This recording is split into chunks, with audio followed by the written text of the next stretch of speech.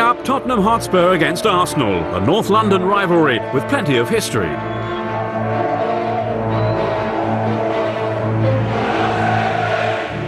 And temperatures are rising in Turkey. Galatasaray against Fenerbahce is never a quiet affair, to put it mildly.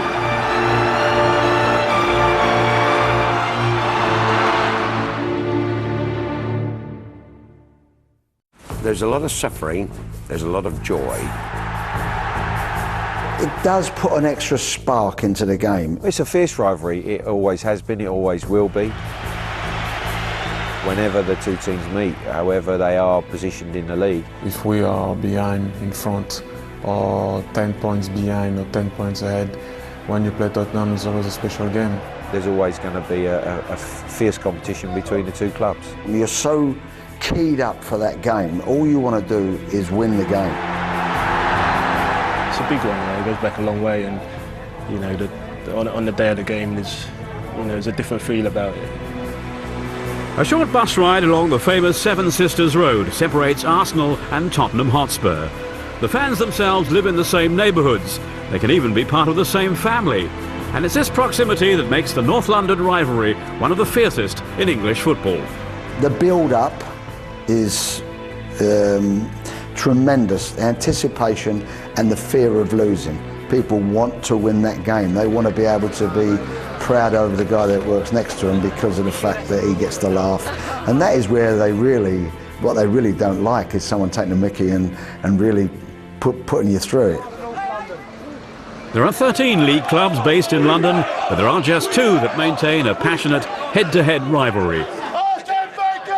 Arsenal and Tottenham Hotspur.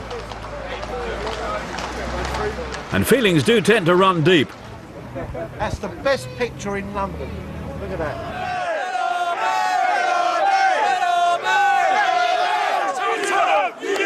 But Arsenal versus Tottenham Hotspur hasn't always been the North London derby. Arsenal have their roots in Woolwich, in the southeast of the capital. We don't really forget that our origins sort of are in Woolwich and Plumstead, but whilst we're respectful and understand where we come from, ultimately we're now the pride of North London. Woolwich Arsenal were the team of the Royal Gunnery, playing their first games on this piece of land, Dial Square, in 1886. As the team grew into a club, they were to move away from the southeast and head north to Highbury. Arsenal. Yeah man, best team. Every time Arsenal. Arsenal had arrived on Spurs patch, and fans like Daniel Wynne have always been suspicious of the Gunners from Woolwich. Tottenham were in North London, Arsenal were in Woolwich. It's well documented. They are a South London club, so arguably it's not even a North London derby. Arsenal moving a half-mile to their new Emirates Stadium in 2006 has led to the beginning of another Spurs theory. They are the travelling club. They are the gypsies, if you like. They can't settle anywhere. They were in South London, North London, and now they've gone from Highbury again. They've gone over to their new stadium. They're just not settled. So in 1913, we were in North London. We were established. That was our base. That was our home. And they came in on our doorstep. They wanted what we've got. They wanted what we've had, and that's a consistent message right the way throughout history. They've always said that Tottenham are the only true North London club. Arsenal are a South London club that moved to North London. It's an angle they've always had. But it smells of desperation for me a little bit. North London, South London, these two sets of fans are happiest when they're bickering with each other. I think they try and find another angle to perhaps get their upper hand on Arsenal fans. Herbert Chapman, one of their greatest managers arguably, he was an established player at Tottenham. Why have they got white sleeves on their shirts? Again, it's well documented. Herbert Chapman wanted to recreate the flair of Tottenham. It smells, as I say, of desperation. White represents Tottenham, white represents good, white represents purity. Tottenham play pure football, Arsenal don't. But if all that sounds like North London squabbling, the Tottenham fans do perhaps have at least one genuine grudge. It all dates back to 1919, when Arsenal were in the second division. They bought their way into the top league. They finished, I think, 5th in the old second division. Tottenham finished in the relegation places, and history and precedent showed that the team that finished in the top division would keep their place. But somehow, don't ask me how, brown paper bags again maybe, but brown paper bags were exchanged and somehow Arsenal brought their way into the top division. It's very much part of history. As you can imagine, as Arsenal fans, when we read that story, it makes us laugh, it makes us smile, it makes us smirk, because it was at the expense of Tottenham. So that was the point when a great rivalry kicked in. The Gunners dominated the earlier part of the century under the management of the great Herbert Chapman, with 5 title wins and 2 FA Cups in their triumphant 1930s period. But by the time the 60s came around, the power balance had shifted across North London. Tottenham under Bill Nicholson were the team to watch, whichever club you belong to. I arrived at the Arsenal as a 17-year-old 5 million years ago. I've got to confess now that I spent a hell of a lot of time watching Tottenham, because in those days, if we had our players pass from the Arsenal or any other London club, we could go to an opposition ground and get in for free.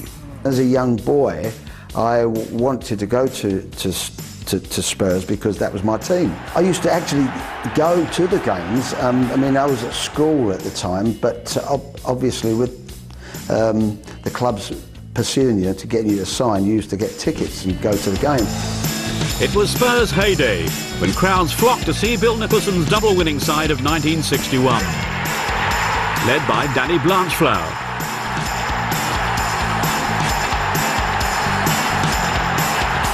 The double side, which had Dave Mackay and Cliff Jones and Blanchflower and so forth, I felt that was the best football I'd seen.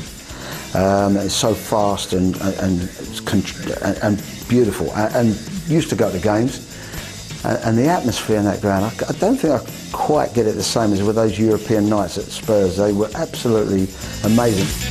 These were the glory days at White Hart Lane, and the shockwaves were felt all over North London. Of course we were envious, we were jealous. They played superb football. They were successful in Europe. Everything was going for them. Tottenham had the best of everything. I mean, in those days, if any player was up for sale, the very, very best, it would be Tottenham would be the front runner. I think Everton was another club, and Arsenal, and Man United, but Tottenham were the big hitters when it come to the finances. I mean, they did buy some wonderful players, there's no doubt about it. Spurs' success made for an electric atmosphere on derby days. I would say in the 60s, it was no different really, because the only one thing in their mind is winning that game. And the streets were packed very early on. They wanted to savour the atmosphere, and basically you couldn't wait for that kickoff. And I would say the support would have been thinking about it for weeks, maybe before the game that had played the previous week, because it's coming up. And that's all that's talked about, and that's all is to get that one over on your local rivalry. But competitive as they were, opposing players like Terry Venables and George Graham were pretty good friends off the pitch. We played at Highbury. It was my first marriage, and I got married in the morning. My best man was Terry Venables, who was playing for Tottenham in the afternoon.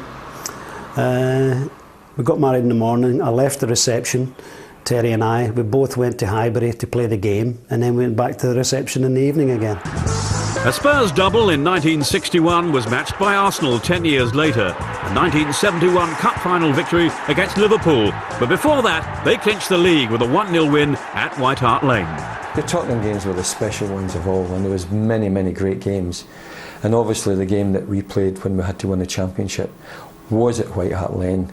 There was, I don't know, 50,000 there, maybe more, but there was at least 40 to 50,000 locked out. And I've never seen so many people try to get in a match in all my career. It was just absolutely heaving 2 hours before the game. A fantastic match, a long, hard season.